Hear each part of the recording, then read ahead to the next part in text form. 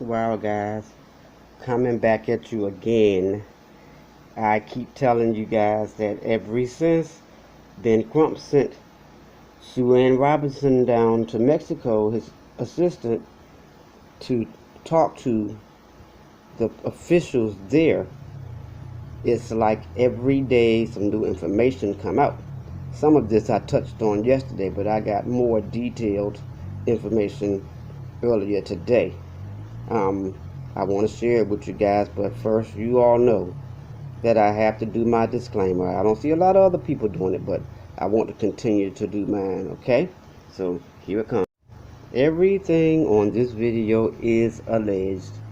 This video is being made for informational, educational, and entertainment purposes under the Fair Use Act. No copyright infringement is intended. And in the case of a criminal matter, please remember that everyone is considered innocent until proven guilty by a court of law.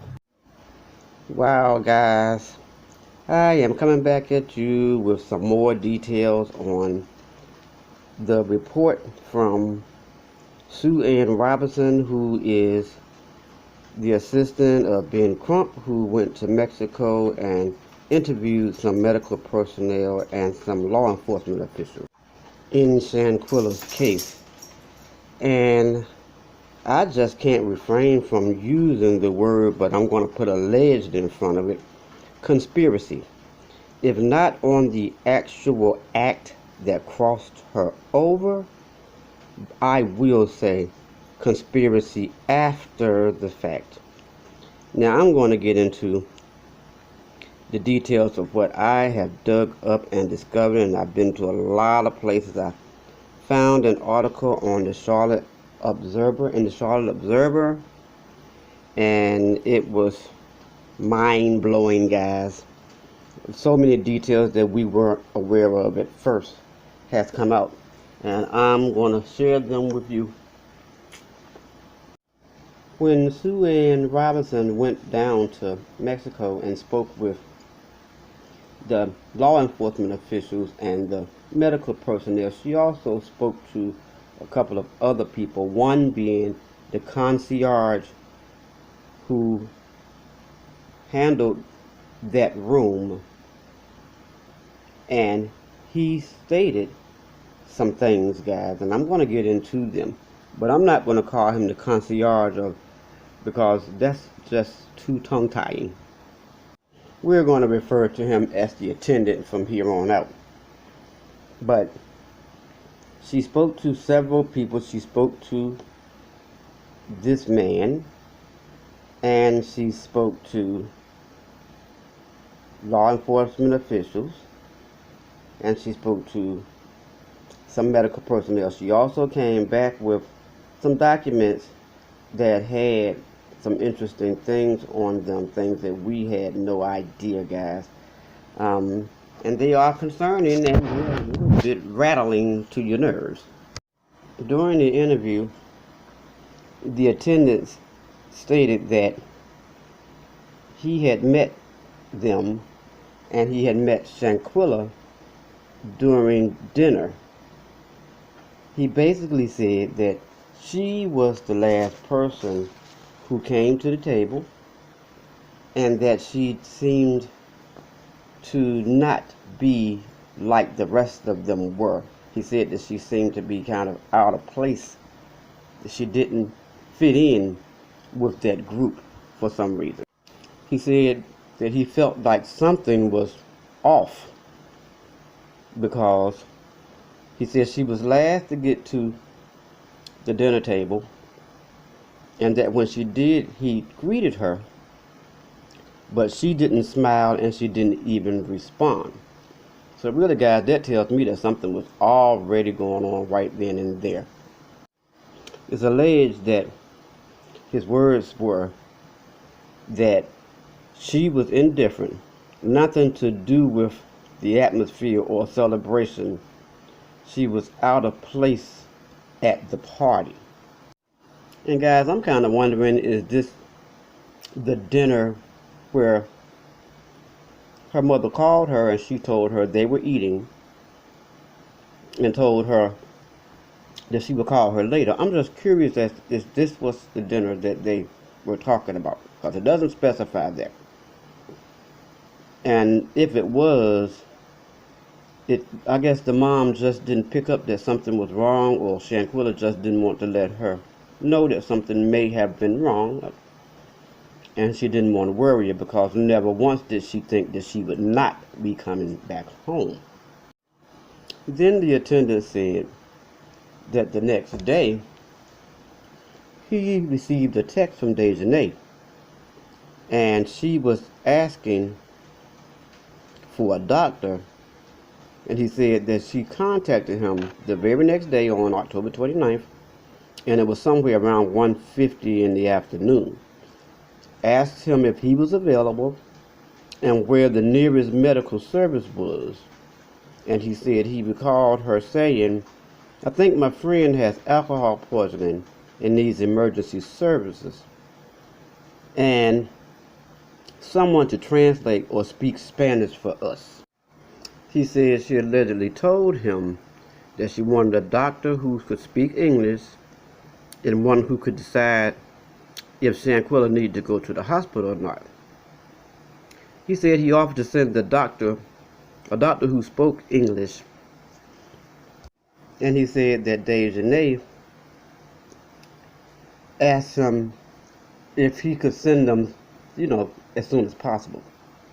So the attendant said he called the doctor that was on call for the villa and had that doctor go there. Now, guys, if this was at 1:50 and they're saying that Shanquella actually crossed over between 5 and 6, that's pretty good amount of time that's left in between. And the other reports said that Winter Donovan was the one who called 911 for the ambulance, and that was supposedly had been called around 4:20 p.m. That's like actually over 2 hours, and I think that, that's just my opinion, I just think that 2 hours, over 2 hours is a long time for somebody to be in a room and they weren't doing well, and then there's a doctor there and no ambulance wasn't called until 4:20. That just doesn't really sound right to me. Okay, maybe it's just me. But then the attendant says that Dejanay texted him and told him that Shanquella was going to be sent to the hospital, but that she wasn't in any serious condition, just needing an IV, and that she was, nearly unconscious. And he said that he also heard them talking among themselves, and he heard someone asking other members of the group if they had some kind of insurance to pay for a hospital visit. Now, sometimes when we go on these trips, to the Bahamas and places like that, they will ask you, cruises, they will ask you if you want to have insurance in case something happened, if you want to get some kind of insurance, but I'm not sure if the insurance that they're referring to is for, if you get sick or whatever. I know a lot of the airlines offer you insurance for if you get crossed over on the airplane. So maybe they could have possibly been offered some type of insurance and someone in the group knew it, and that they were asking one another if either of them knew whether or not they had obtained it. I'm not really sure. I can't say. But he did, say that he heard them discussing whether or not there was insurance for the hospital visit. Then in the interview, the attendant is alleged that the attendant also said that he received a text sometime later, a couple hours later, from the administrator of the village, and the person asked him if he had requested an ambulance, and he basically said that security had contacted him and told him to let an ambulance in. the attendant said that he got an actual phone call sometime later, and that he was informed that Shanquella had actually crossed over and that he needed to get back to the villa immediately, as soon as he could. So he made his way back to the villa, and he said when he arrived, allegedly, that when he arrived, that he saw one of the group. He didn't specify who, but he saw one of the people from the group talking to the police. And then he said once he entered that he saw them sitting around at the bar and at the dinner table in the main room. So he said since he had been texting back and forth with Dejanay, that he went in to speak to her and offered his condolences. And he said that she told him that they had contacted Shanquella's mom and told her about Shanquella crossing over. The attendant alleges that Dejanay told him it happened so fast, and to lose her this fast from alcohol poisoning was basically unbelievable. So the attendant says that he asked her, Dejanay, for a hug. And I guess, he probably just wanted to give her some incentive and, let her know that he did care. And he said that she gave him a hug, but he said that the hug was very cold. Then it's also alleged that he said that he looked around and saw a very sad guest. He said it was a skinny girl and that he saw she was in pain. So he said he left because he wanted to give them all time to grieve. But he came back and said that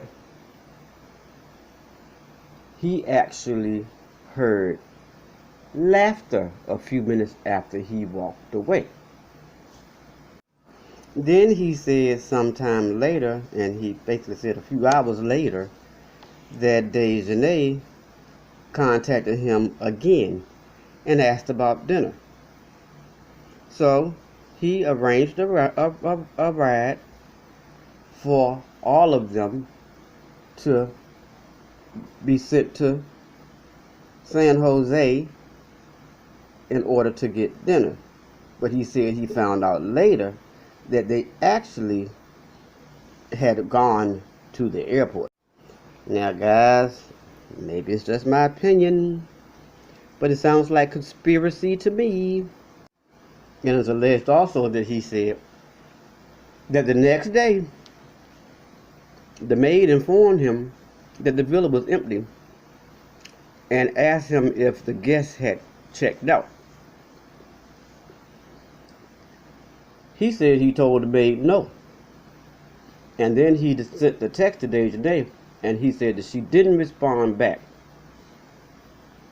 until October 31st, which was the very next day.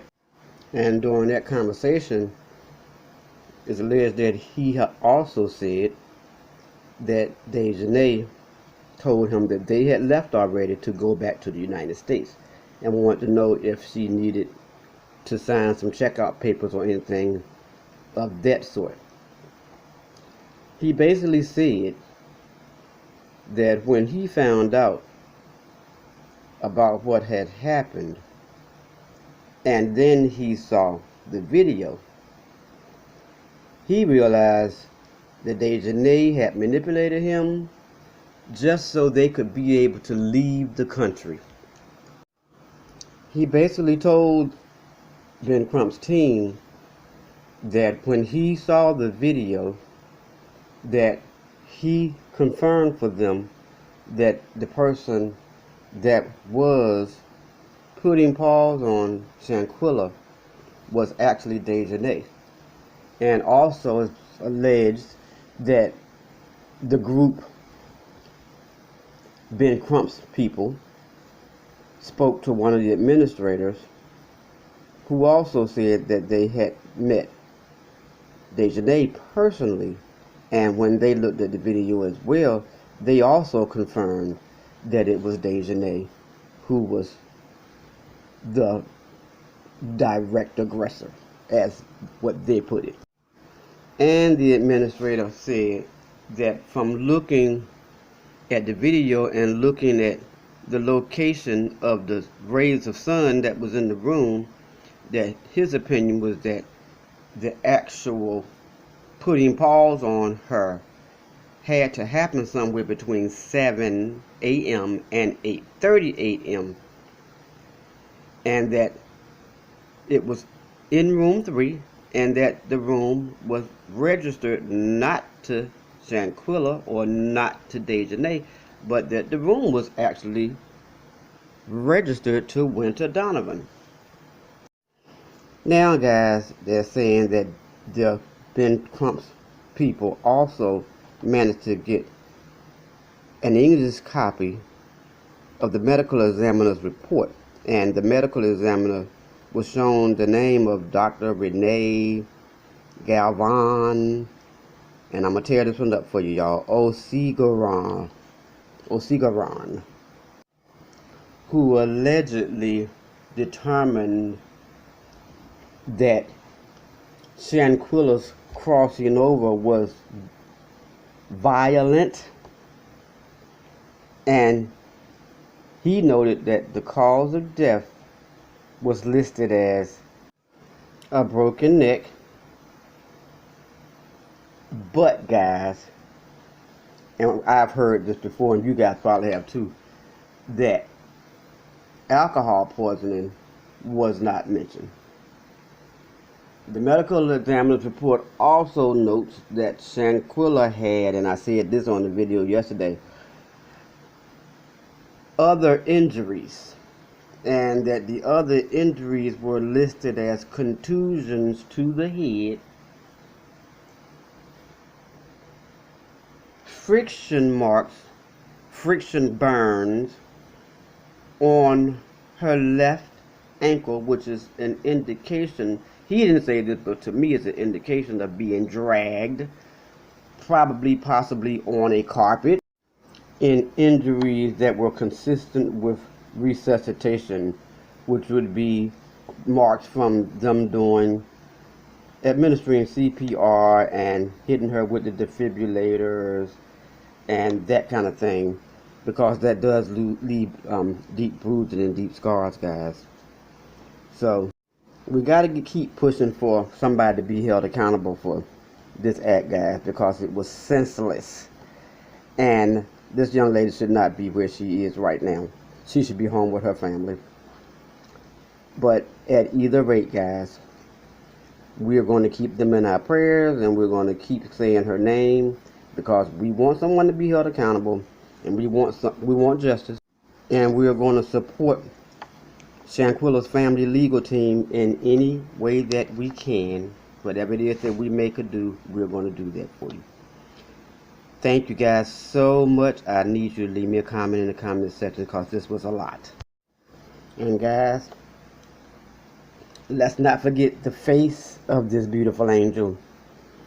Let's not forget what she's been through. Let's not forget her family and friends who loved her. Let's not forget those who are in mourning and grieving right now for her, guys. Let's not forget Shanquella. Let's not forget this beautiful angel. Again, guys, thank you for coming. Now what I need you guys to do is I need you to subscribe to the channel. I'm bringing you so much information, you might want to subscribe just so you'll know when I'm coming out with it. Because like I told you earlier in the video, that since they made the trip down to Mexico, Ben Crump's team, it's like something is released every day. So I've been trying to stay on top of it so I can get it to you guys. And I actually got another video that I plan on doing later.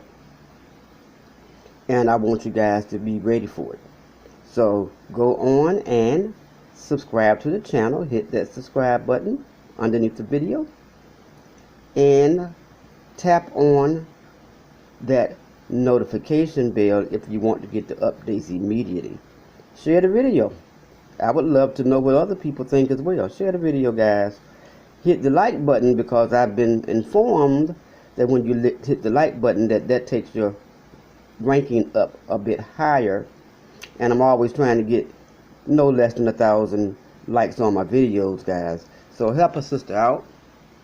And always leave me a comment in the comment section, guys, because I'm always curious as to about how you feel about my videos and how you feel about the things that's being said, especially when I do these Shanquella stories. And now that you've got the information that I got, let me know what you think. Much love to you now.